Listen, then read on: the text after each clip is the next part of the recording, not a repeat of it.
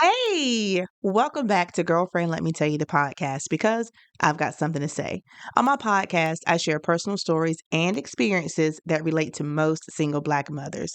I want to help every listener see the world through the eyes of someone else or just simply help other single Black mothers realize that you are not alone. I talk about parenting, careers, relationships with family, dating, finances, and so much more. Because if you know, like I know, single Black mothers have done it all. I'm your host, Tasha. Hello and welcome back to another episode of Girlfriend Let Me Tell You the podcast for the single Black mother, where I bring you stories and topics that either a single Black mother should know about or topics that I think that they can relate to. I'm your host, Latasha Ingram. So I've had 3 deaths in my family in the last week. Not even a full 7 days have passed before these deaths occurred. I don't know about you, but when someone dies that I know, I began to think of what my relationship was with them. Did I have a relationship with them? Do I have any stories about us that just stand out? Is there anything that I should have said or done recently? So no matter how many people die in whatever amount of time, the death just doesn't hit the same until it is someone that you are close to. Whether it is someone you are related to by blood or marriage, whether that person is a close friend, classmate, best friend, parent of your children's friend, doesn't matter. When that person dies, I feel like that is when you realize death is real. This might sound like something you've thought about before, but like, dang, if they died, then I know I could easily die. You know what I'm saying? And that's why we ask, what happened? What did they die from? Were they sick? It was all these questions, because if they died of something that you're going through, or if they died from an illness that you had, or if they died from a situation that you may be getting ready to enter into, you want to know that, right? The only time like I feel like I could die, like for real, is when it's somebody that I know. And here's the thing. I want to think of the good that I remember that person doing when they were alive. Even if I only have one good story about them, I want to make that kind of impact where my name is still relevant when I'm gone. There's some people that we think about and it's kind of like, oh, they died, I send my condolences. And then there's some people that died, you're like, what in the world? Like, this was not supposed to happen, right? So, my aunt passed away on Sunday, February the 6th. And here's the thing. She was my uncle's wife, but I've known her. Shucks, they were probably married before I was even born. But I know her from when I was a little girl. And now I'm 39 years old. So here's the impact that she had on me. When I was a little girl, I just remember standing the night at my cousin's house, and my aunt was there. I don't have too many memories whenever I was a little girl, but I know that she was one of the sweetest people ever, right? Then, as I was growing up, she was there. She was one of those people who, I know she didn't like my cousin watching, maybe it was she and my uncle, but they didn't like my cousin watching scary movies. They didn't like her being around profanity, just I guess you can call adult type stuff. She didn't like my cousin being around stuff like that, which made a whole lot of sense. Whenever I went to high school, now, I've told this story 1,000,001 times. When I went to high school, she was my Spanish teacher. And I had never had a family member be my teacher before. So I was in Spanish class, cutting up, just being a typical kid. And whenever report cards came out, I had gotten like a C in her class. And I remember going to my mom, showing her my report card. And she was like, how did you get a C in Spanish? Renee teaches that class. I was like, right. And she gave me a C. Can you believe that? And my mom was like, nah, she didn't give you a C. You earned a C. And so the whole time I'm waiting for my mom to be like, oh, I'm going to tell her off because she's supposed to, I guess, give me like special treatment because I'm family. I don't know. But I remember just waiting for the moment that my mama was going to say, oh, I'm going to call her. I'm going to set her straight. My mama said, I know you better have an A by the end of the season. Not season, but by the end of the semester, you better have an A in that class. And I was like, but she's my aunt. She was like, and that's your ass if you don't bring that grade up. So I went back to school And I was, I took my report card back, and I was just asking her, like, how can I get like at least a B in this class? And she was like, do the work. That's all you have to do is do the work.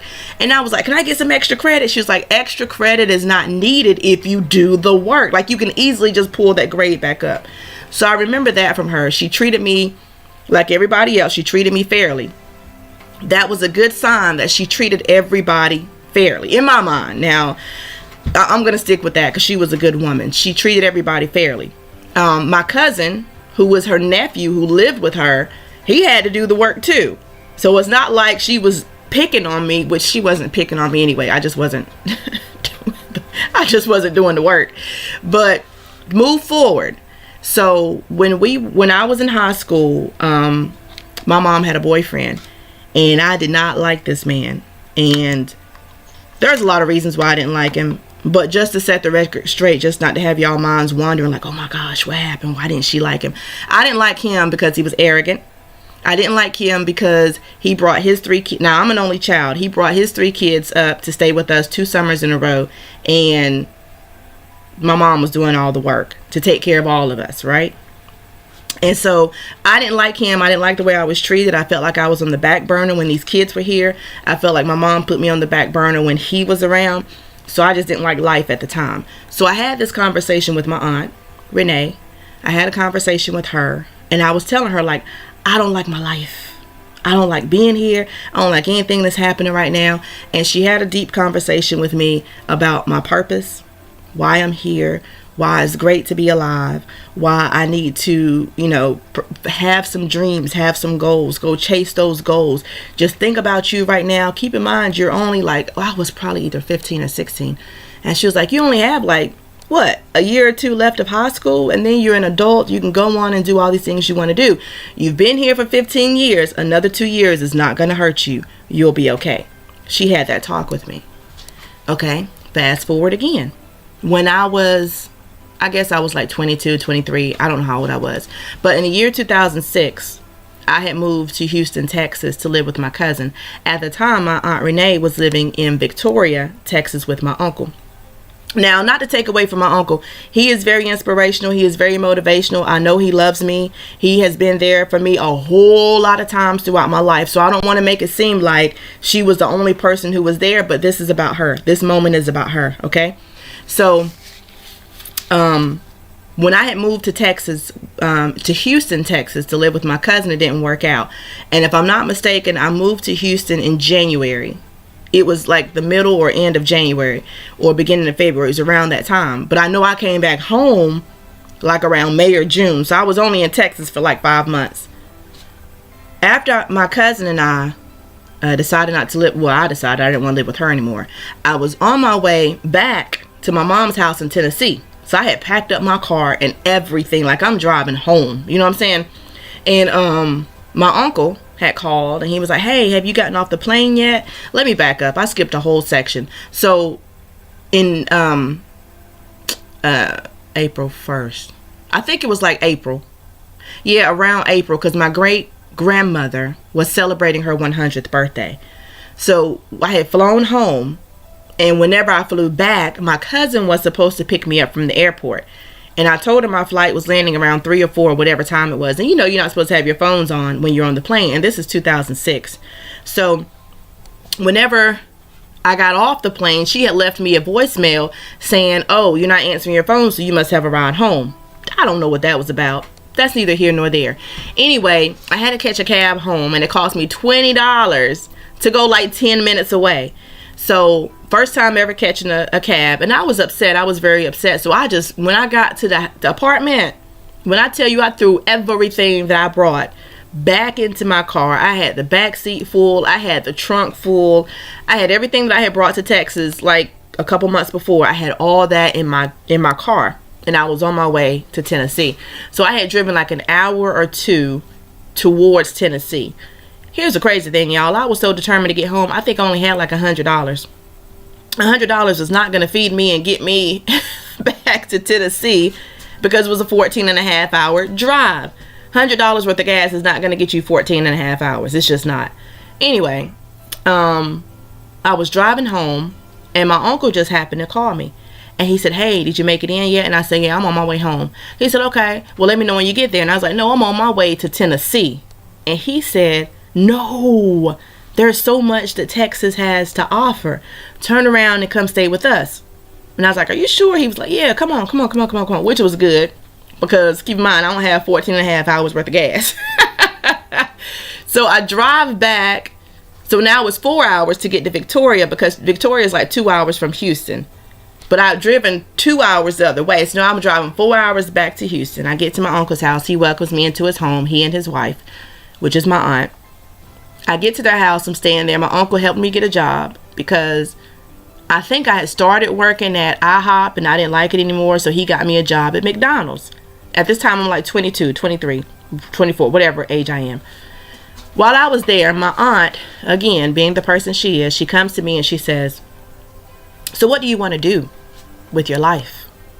I'd always wanted to be a hairstylist. I started doing hair when I was like 10 or 11 years old. So this is in the 90s. Back then, I could do the pin curls. I could do the finger waves. I could do the French rolls. I could do the buns. I could braid. I could do weave. The only thing I was not doing was cutting people's hair and doing color. But I could do relaxers, ponytails, anything you wanted, I could do. And I was doing that from like the age of 10 or 11 up until I graduated from high school, right? After high school, I went to Chowan College and I had gotten a full scholarship, but I lost that because I wanted to go to beauty school, but I didn't. So then after that, I went to A&T for a couple years, North Carolina A&T State University. I went there for a couple years. Didn't want to be there either. I didn't flunk out. I just dropped out. So now I'm in Texas and she's asking me, what do you want to do with your life? And so you know how somebody asks you something. Excuse me. You know how somebody asks you something and either you don't have a good answer or you know that all you have is an excuse. So you try to make it sound like this is it. This is what's really going on. So she asked me, what do you want to do with your life? And I said, I don't know. You know, I think I wanted to do hair at one time, but that's past. I can't do it. And she was like, why can't you do it? And I said, because I don't have any money to go to school. And she said, well, you could probably get some scholarships or you can get some grants or something. There's something out there that you can get, but what do you want to do? And I said, well, if I could, I would do hair. And she said, well, there's a hair school like right up the road from the house. Why don't you go to that beauty school? And I said, because I'm from North Carolina, I would have to pay out-of-state tuition. And she says, no, but you live in Texas. You can use our home address and you can get in-state tuition costs. And then we can go from there. And I was like, she has a point. So I didn't have any more excuses. Now, the reason I didn't go to school out there in Victoria, Texas is because, again, I moved in with them around April-ish. And I came back home around May, right? Anyway, the point of me telling you that is, her thing was, if you're not doing what you want to do, then why are you out here doing what you don't want to do? And that kind of stuck with me. Sometimes you just lose track of what you're doing and why you're doing it. But her thing was, why aren't you doing it? That's what you want to do. Why aren't you doing it? And you know how people try to encourage you and they say, you can do anything you want to do. Well, now that I look back on it, I believe what she was saying was, you can do anything you want to do, but you shouldn't do anything that you don't want to do. And if you think about it, there's so many cliches and so many wordings out there where people say follow your dreams. If you do something that you love, you'll never work a day in your life. Never seeing someone succeed or be successful at something they didn't want to do. Because there's a lot of jobs that I've quit. A lot of jobs I didn't want to show up for. A lot of jobs I didn't give 100% at because I didn't want to be there. There's a lot of projects that I've tried to do, a lot of businesses that I've tried to open. I didn't succeed. I was not successful because I didn't want to do it, right? So her thing was, if this is what you want to do, then why are you going all around what it is you want to do when you're doing all this other unnecessary stuff. Do what you want to do. There's ways that you can get it done. Like, you didn't dream this up or think this or have a passion for this for nothing, right? I've never had anybody talk to me the way she talked to me and get through to me the way that she got through to me. And then it became this thing where when I saw her, I knew that she wanted the best for me and anyone else that she came in contact with. So now in my mind, if I know I'm going to see her, if I know that I'm going to go to her house, if I know that she's going to be at a family gathering, if I know I'm going to cross paths with her, what have I done to make her proud? And I know we're not supposed to do things for other people, but sometimes that's your motivation, to know that somebody is depending on you, to know that somebody is looking up to you, or somebody's looking out for you. Let me just say that. Let's just say that people are looking out for you. People care about you. They have your best interest at heart. And she was one of those people. So let's go to her death.